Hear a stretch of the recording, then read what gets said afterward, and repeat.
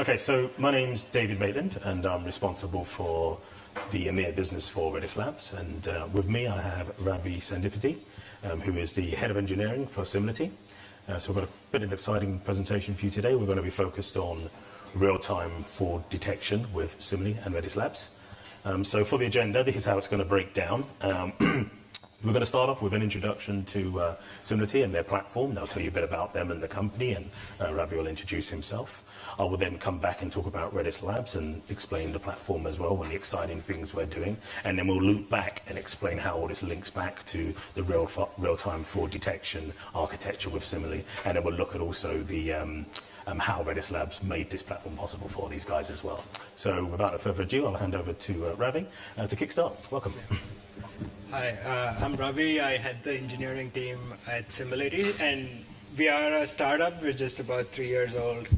We are based in Palo Alto and Hyderabad in India, but split half and half, a total of about 40 employees. We are primarily engineering driven. Most of us came from Google in California and in India. I mean, we used to work in the fraud detection team at Google across multiple products, YouTube, search, ads, and so on. And then some of us left, and we wanted to build what we were doing inside Google for external customers because we felt that there was a big market need for that. So as I mentioned, Simility is a fraud detection platform. Our kind of USP is that we try to combine human written rules and knowledge along with very sophisticated AI that we have developed. At least from our experience from Google, we've seen that taking one approach over the other, there are kind of advantages and disadvantages for each. But when you combine both, basically taking handwritten rules and then combining it with AI, you get a really powerful system.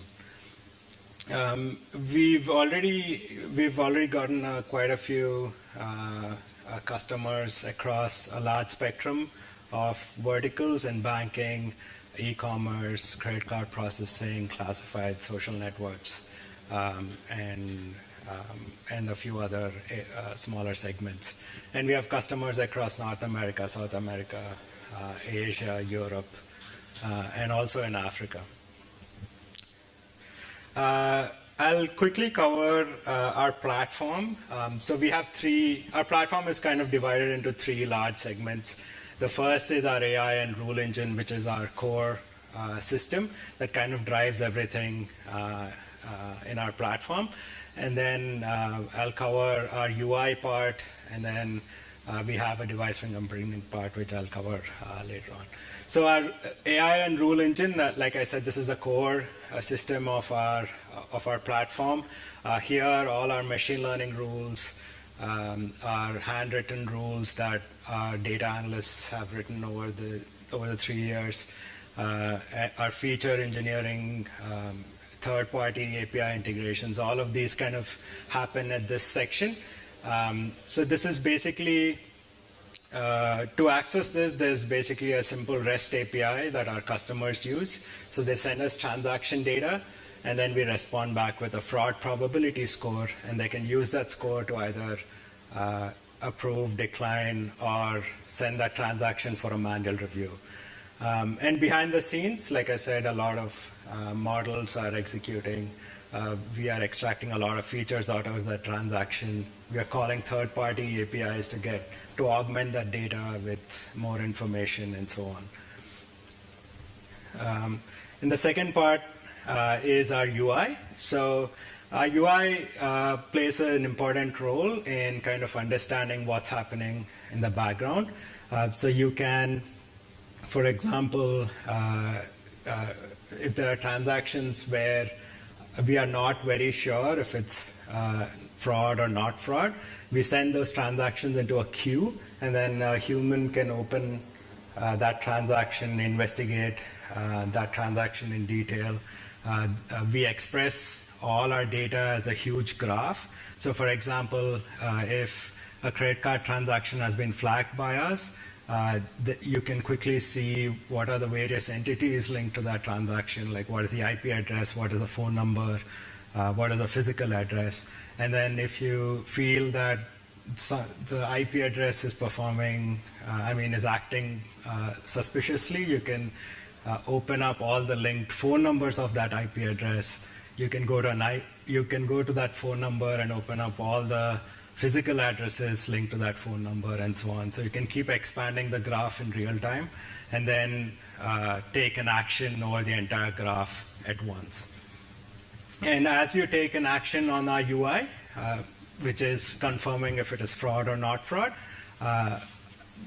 those notifications go to our models and they are retrained with that data point saying that this transaction is good or bad.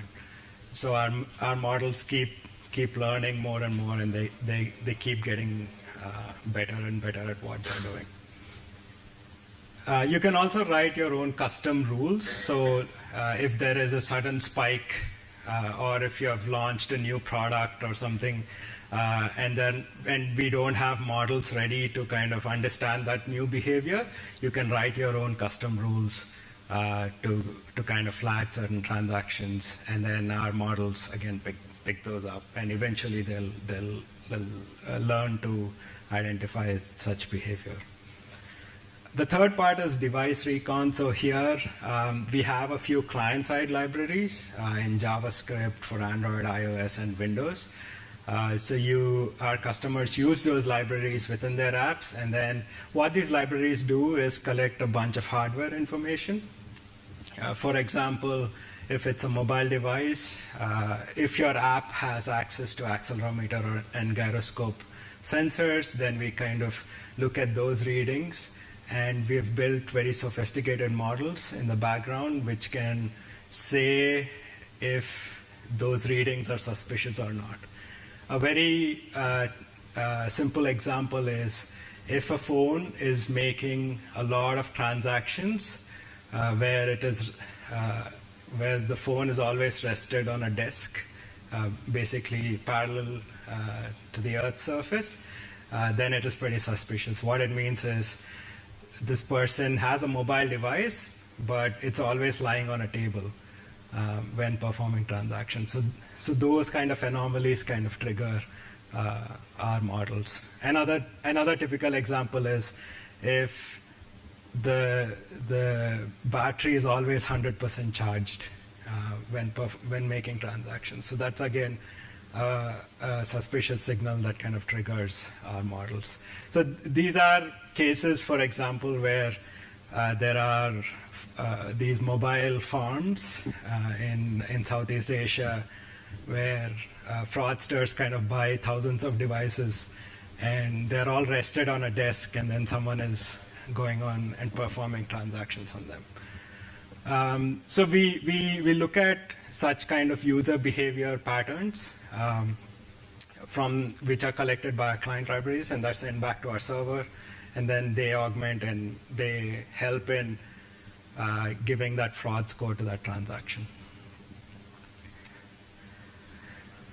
So so the scale and availability requirements, you might have realized by now, we are collecting a lot of information about a transaction. And since we are sitting in between the transaction flow and we are working with banks and credit card processors and so on, our scalability and availability requirements are very, very high. For example, for a single banking customer, we are dealing with millions of transactions a day. Sometimes during peak periods, there are millions of transactions an hour, and sometimes even a minute. So we need to be really, really scalable. I'll show you a quick architecture diagram and talk about how we are dealing with that. And obviously, we should be very highly available because these are financial transactions and we cannot go down. And these transactions can go through only after our customers get a decision from us. So we have different deployment models. We have a SaaS set up for most of our e-commerce and classifieds and other online companies. But we also do VPC and on-premise setups, especially for our financial customers. We need to respond on our SaaS platform. We need to respond within 100 milliseconds. This is including network latency and so on.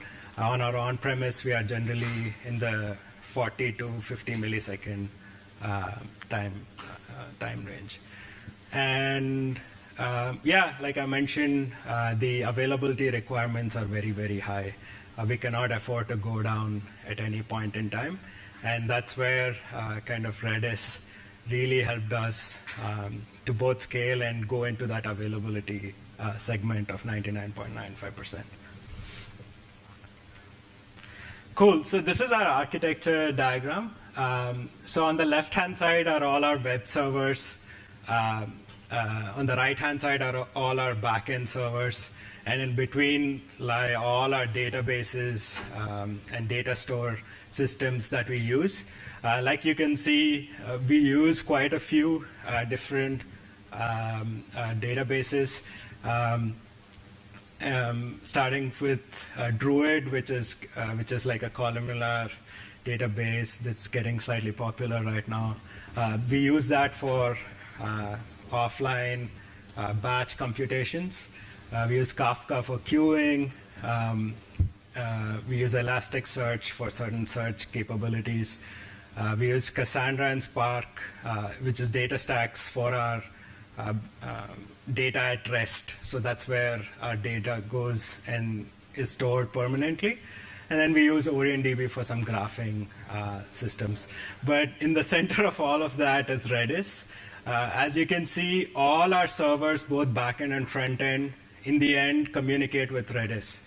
So this Redis sits as a layer in between all of our database communications with our servers. So all the data is cached at Redis. So whenever there is a call to our database, we first hit Redis, check if it's already cached. Only if it's not cached, we go and hit the database directly. And since we are dealing with millions of transactions at a very short period of time, in most of the cases, the data is already cached at Redis. And this helps us in almost completely negating that the latency from database reads. And we can focus on only the computation cost, where most of our like USP sits. So we can do very complex computations and not lose that 50 millisecond time gap that we have. And there's also few things that we have two teams, like the device recon team and the models team. The models team uses, for example, Kafka for queuing. The device recon team almost completely uses Redis, even as a backend data store. And we use Redis as our queuing system. There are, again, some advantages, disadvantages that we have seen, but like one suggestion from me is if you already have Redis using Redis setup, in most cases, using Redis for your queuing as a queue works perfectly fine, and it is as performant as Kafka in most cases. Cool. So yeah, the next step is Thank you. why Redis. I'll bring you back on in just a while. So why Redis? So this is what I'm going to cover. So just before I start, just a show of hands who's heard of Redis or Redis Labs at all? Okay, so just over half. Okay, cool. So throughout the presentation, what we've just heard, we've all heard about latency, we've heard about response times, and a nice figure was put up around 100 milliseconds, which was the required round trip. So the question is, why is Redis needed for this particular scenario? So if you look at modern day requirements for end-to-end application response times, clearly 100 milliseconds is the standard set. And it's fair to say that nearly half of that, as mentioned earlier, is taken through, obviously, network latency between the actual end user who's actually trying to make a transaction to the application. And then the other half is from the application to the database. So it's clear to see that the database really can't take up too much of that time. Okay? We're talking about microseconds, milliseconds. That's all the time we have to get the data we need. So it's fair to say that modern or traditional remote or RDBMSs are not up for that, because obviously doing standard SQL across disks can take up to seconds, which is just way too slow for modern day applications. So this is why Redis is needed, because we are an in-memory data management platform for NoSQL, and obviously we provide a number of use cases, and we are the home and commercial provider of Redis. So this is why it's needed, and it's all about having that information in memory. Why in memory? Because it's fast, it's real time, and we can get this piece down to microseconds. Okay? So you've probably heard of lots of those SQL vendors before. You've probably heard of lots of memory databases before. So really what I want to try and do is, what is our differentiators? What really makes Redis successful and very popular as it is today? But what is it that we're doing in this space and what we're trying to do to actually change the game? So there's 3 points I'm going to touch on. The first one is around performance. Now everybody claims for performance, and you've probably heard seen lots of benchmark slides. But there's a couple of points I want to bring out there. And I think one of the key things or takeaways I would like you to think about is the total cost of ownership around servers, etc., or hardware optimization. The middle one is simplicity, and I think this is the core of Redis. This is why Redis is successful. Okay, this is why the database has just gone viral, and we'll talk about that briefly. And then the third part is around extensibility. So we're doing a really exciting stuff around modules. So this is where we're opening up the actual our platform and allowing people to participate to build use cases for NoSQL or in-memory data management platforms. And we'll talk about that. And what we're trying to adopt here is a really interesting model, and I'll share that with you as well. So let's start with the performance. So there's 2 benchmarks on here, and the good thing is, obviously, we didn't do these benchmarks. They were third party. So the one over to the far right, this is done by Avalon Consulting Group, and this is all around performance. So that was the highest throughput at lowest latency in high volume write scenarios. So if you can see it properly, the red line really is latency. Okay, and the blue lines, if you just want to focus on that, is really the transactions that's actually happening. So the more transactions that needs to be processed clearly identifies the latency. And clearly on Redis Labs just over here, you can see the latency really is low, especially under throughput. And this is what people require for in-memory data management platforms. But what's more interesting is this benchmark. This is third party. When I say third party, Google published out a blog to say to all the vendors that provide databases, come and put your data up here. What we want you to do is to prove how you can deliver 1 million writes per second. Okay, that's what Google said to everybody. And these were some of the vendors that participated. And they said, DataStax and others, this is what it will take for us to actually support that writes per second. And here you can see Redis Labs has 2. Now, that's actually 2. Now, what does that actually mean to you? It means a lot of deployments we're seing today are actually deployed on AWS, or they're in data centers. And if you think about it, if you're in a data center, there's lots of servers you have to maintain. If you're in a cloud, you're paying for AWS instances or Azure instances, and that costs money too. So at the end of the day, it's hardware optimization or server utilization is absolutely key. And this is, again, where Redis is getting a lot of acceptance. Okay? Data structures. So I think this is the core of the product, and I think Salvatore, who invented Redis in the beginning, he was a developer. He was a developer at heart, and he was a developer building a database to address the needs of developers. So just like when you write code and developers are writing strings, he has data structures to address that. So he has data structures for strings. So what you're getting is this impedance mismatch literally reduced. Okay, so we have data building blocks to do strings, sets, geospace indices, sorted set, lists, etc. So lots of building blocks for developers to actually build on their data as they actually develop their applications. So the good part of that is obviously if you're building an application, so if you compare this to other database vendors or SQL vendors or NoSQL vendors, if you're building, for example, a geospace application, and this is where you need to go do a query on a particular geospace area, clearly you have to write a lot of that code in the actual application. Okay, whereas what we're saying here with the geospace indices data structures, you just fire a longitude and latitude and get the data you need. And there's an example here again. So it turns complex functionality into a single command. So here's an example of get the email addresses of the users with the highest bid on auction that starts on the 4th of July, etc., 24th of July. And this is just a simple command you run, and it goes and gets that data. And you can see using other tech, you have to start writing that logic in the code, which it's time consuming and it's not really great developer productivity. So what we're saying here is, the processing is done in the database level, whereas the application just focuses on the pure logic, which is relevant to the business. So again, it's all about improving developer productivity. And this is what data structures is about.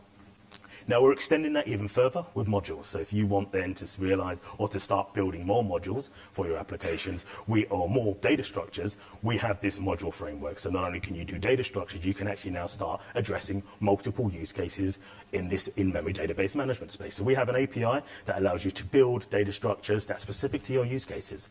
So modules are very simple. And the beauty of them is you can obviously take advantage of the Redis platform. So rather than you having to build an application and think how I'm going to scale this, you can then use this module framework and take advantage of the in-memory capability, the performance and scale that Redis Labs provides. So models can be developed and created by anybody. There's a module hub, it's out there, it's open source, Redis.io. And what we do as a company, very similar to what the App Store does or Red Hat does with Fedora, is we take various modules and we certify them and put them on the module hub. So we know that it doesn't break the actual framework or the platform, etc. And then you can go and get those types of products. So what do we have today? Well, what does it do? It actually turns Redis into a multimodal data platform. Okay, so today, in fact, it was released, they made the announcement 1 year ago, or April last year, and since then we've got over 60 plus modules that's been developed out there in the community. And these are some of them today. So full text search, so again, that's pretty much for 5 to 10 times faster than Solar or Elasticsearch. We've got the JSON interface for document databases, which is available. Machine learning, and by the way, we're doing a presentation on that tomorrow. So if you want to know more about that, it's a very exciting space for us. Go and attend the presentation tomorrow. We've got graph operations. We have a graph database like. We have a SQL interface, which is a common question I've got since I've been here.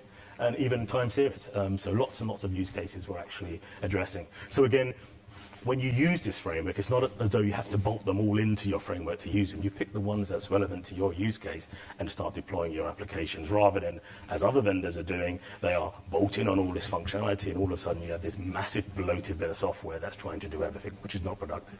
Okay?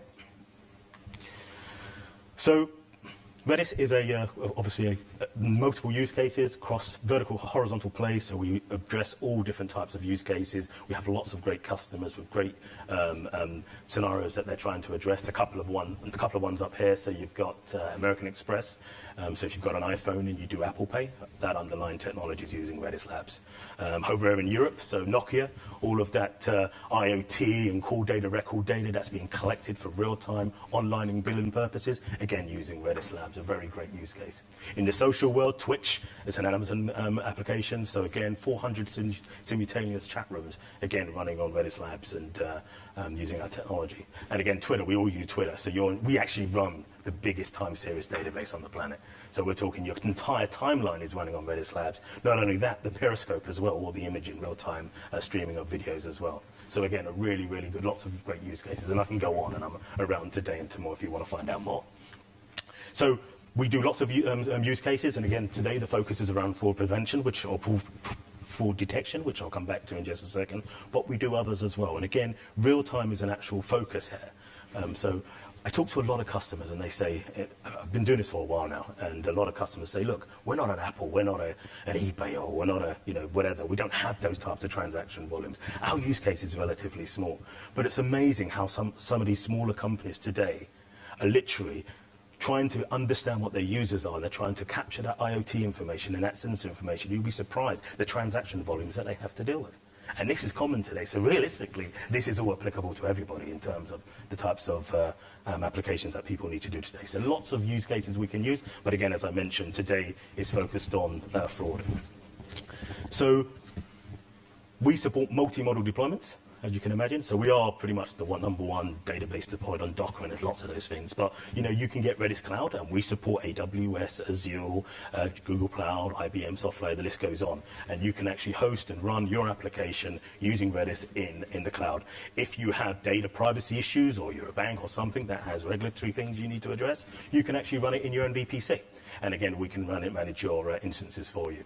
But even then, we have the pack. So for those that have their own data centers and want to run it themselves, we have Redis Pack that you can download and run and manage yourself as normal. And we also have a managed side as well for those if they want to get Redis managed for them.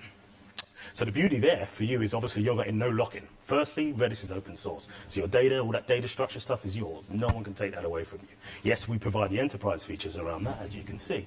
But if you're not happy with cloud, like AWS, rather than being locked into them, you can move from AWS to, for example, Azure. Or you can go to Redis Cloud, or you can take it on-premise without changing your data or your application. And again, so it gives you all the choice that's needed. Now, one of the things we've got at the bottom here is RAM or flash. I'm not sure many of you were in the presentation earlier today that Cameron gave, which is around Redis on flash. But a lot of people want to put more and more data into memory. And the challenge you've got with putting into memory is DRAM's expensive. Okay, so the challenge you've got with that is lots of people have said, well, let's just put it on disk and put a SSD on the disk. That doesn't work. When the application is running, it needs to be able to access data in the memory space. And what we do here is expand the RAM real estate, fooling the application. It's thinking it's writing to RAM. It's also writing to SSD. And we allow you to manage that as well. So again, if you want to know more about that, let's talk about that. And I'm saying here that this is obviously available in these various packs, as you can see here. And it's very exciting what we're doing in this space. So final slide here. So what is it that we do over and above the actual open source? Well, clearly, this is Redis. The Redis is the red piece under there, if you recognize the logos and stuff. So the blue bits, which is where enterprise Redis comes into play. So we have a zero proxy latency, and this is all about taking away the headache from the application, making it complete transparent in terms of how it communicates with the nodes. It becomes transparent. And then we have the cluster manager, which does all of the also sharding, the scaling, and all the elasticity stuff that you need. And we have a very rich, extensive REST API. And what we've done is built on top of that REST API to allow you to manage the clusters and manage your data in the data centers, etc. And again, it's very, very extensive. So, and again, as far as the Redis cluster is concerned, we're not talking about complex topologies and things you have to manage with multiple player nodes and coach nodes and all that very complex stuff. It's a simple shared nothing architecture. And again, as I mentioned earlier, it's absolutely compatible, fully compatible with open source Redis as well. Again, protection to your data and no lock-in. So with that, I will hand back and now start linking the two presentations together. Back to Simility. Yeah, so like David mentioned, there are multiple options for Redis, Redis Labs, the solutions that they provide. We chose to use Redis Pack, which is basically, they give us like the binary and then we just run it on our systems. That's primarily because we deal with financial institutions. We can't let the data go out of our system at any point in time. And we also do on-premise, so in those cases, we would need that binary. I mean, we don't have access to the internet in that case. So where do we use Redis? We use it for caching, obviously, in our front end. We use it as a queue, like I mentioned. We also use it for some statistical computations for our models, where we do things like hyperlog log and so on. We also use it as a primary data store in one of our systems, which actually I haven't heard a lot of people do, but we are doing it and we are pretty happy. Even though it's an in-memory database, it has persistence and so on, so we can use it there. And then we use it for caching a lot of computations that we do, which are required for our machine learning models. This is for our cloud setup, where we are doing about 500,000 operations per second on Redis. And this is basically on a very, very low configuration VM. So I think it has like 4 GB RAM, and it just has 3 nodes of 4 GB RAMs, and I think 1 CPU on Google Cloud. So we're practically paying nothing for running Redis and hitting like 500,000 operations per second on that setup. So it's been really efficient for us. And since we were a startup, we were costs were very important for us, and this was like a boon.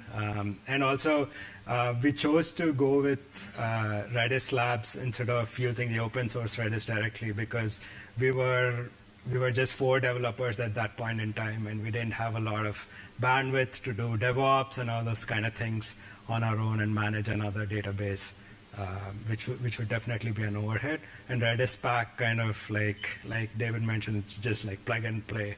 You just drop the binary and start, and you get a lot of features out of it without a lot of effort. So like I mentioned, the biggest benefits was we had like the on-call support when we were just 4 people. This was super helpful because occasionally something goes wrong, and then we need to speak to someone who knows Redis in and out. And then the on-call support was super useful. They're very responsive. And like I said, there was a huge drop in operations overhead. So we didn't have to worry about configuring our cluster and networking and all those kind of things. Redis Labs, the Redis pack came built in, so it's all on the UI. You can configure your cluster and all those kind of things. It's super easy. And yeah, I mean, the third point is related to that. Some of the best practice recommendations for those of you who use Redis or want to explore Redis at a much larger scale is a few things. One is Redis provides persistence, so there are two options of persistence. There's an append-only file and there's an RDB, which is a snapshot. So depending on how you use Redis, you can choose what kind of persistence to have. We use a combination of both. And there's a config. I can talk to you about the configurations if you're interested. Also, Redis provides these 2 commands called monitor and slow log. Again, very, very useful commands, but again, use them because they might cause some latency. And the third point is Redis Labs provides a lot of alerting and dashboarding and all those kind of features. Make complete use of that. This kind of saved us one full DevOps person instead of someone managing this setup. It's all automated for us. And yeah, so the data eviction policies and so on. If you're using Redis, there are again multiple options to do that. Yeah, so this is a summary. I think, like for us, fraud detection, because it is an additional thing that our customers use. We should not cause any inconvenience to our additional inconvenience to the customers. So we need to be, we need to scale really well. If they are scaling, we need to scale. We cannot break their flows, and at the same time, it should be very highly available. To achieve all of that, Redis as our in-memory database has been working beautifully in the last 3 years, and then the additional features of the statistics that is built in and the modules that we can write, custom modules we can write on top of Redis has really helped us with our machine learning models and other intelligence we are bringing to our product. So yeah, I guess that's about it. I think these are the contact details. If you're interested in how we are using Redis specifically or more about our architecture, I'll be standing near the Redis booth. If not, David is also available. Excellent. Any questions? Yes. You mentioned machine learning for fraud detection. Yeah. I understand that one of the major issues to use machine learning for scenario is you don't have enough sample data. Good question. Machine something. Yeah. How do you solve that? Yeah, it's a good question. I was actually discussing some of this during lunch. So we have a 2-pronged approach. One is if our customers have labeled data, basically in the past they have examples of fraud transactions, we use that and train our models. Or what we do is we start off with something that's, we start with something called as unsupervised models, which basically look at the data and try to find anomalies in those data. So those anomalies need not be fraud or not fraud, but they're anomalies and they kind of stand out. And then what we ask our customers to do is label some of those anomalies as fraud or not fraud. So are they good or bad? Instead of reviewing all their millions of transactions, we find a few anomalies and ask them to label them. And those become the training data for our supervised models. So our AI stack runs this way. First, our unsupervised models run. and they try to detect anomalies. And on those anomalies, our supervised models run, and they confirm if they're fraud or not fraud. So that's how we kind of deal with this. And since we have been working with a lot of customers and we already have a lot of insight into what's good or bad, a lot of our models kind of plug and play. So even if you don't have label data, if you have worked with certain customers in the past in your similar segment, we can reuse the same model. So reusing model doesn't mean any data is shared, because models simply have thresholds. Right? So they just have numbers. So there's no personally identifiable information that's shared when you're sharing a model. So these are the approaches that we use. So we use Go and we use Java. So our device fingerprinting stack is written in Go, and the rest of it is everything is in Java. Any other questions? Yeah. Yeah, I have quite a practical question. Also, Google, while you're talking, but how is one of your recommendations for securing Redis? So, I mean, User access management, enforcing we can access from different caches from different tables. yeah, so, I mean, Redis comes with a very simple security model. I think David can talk about it. But we have written software layers that kind of provide this, maintain these ACLs. And we cannot access Redis directly. So we have written a separate layer of APIs that provide the control list. But I mean, David can cover if there are any other. Yeah, let me add. So, I mean, let's think about it. On the wire, obviously, we encrypt. Okay, so in the database, we have the ACLs, we have the necessary security. Data at rest, we have data encryption. Remember that a lot of the data is in memory, so we are reliant a lot on the application memory as well, and that's protected by their own security. So we do it at all levels. And that's enterprise Redis, not open source Redis. Yeah, no, I expect it to be Yeah. So Redis Labs does have an offering that can address these. The security at those multiple levels, absolutely. Maybe I'll come and ask you to do. Yeah, sure. No worries. Any more questions? Any questions? We're conscious we're between you and your beer break. So, yeah. Okay, thank you very much. Cool. Thank you. Thank you.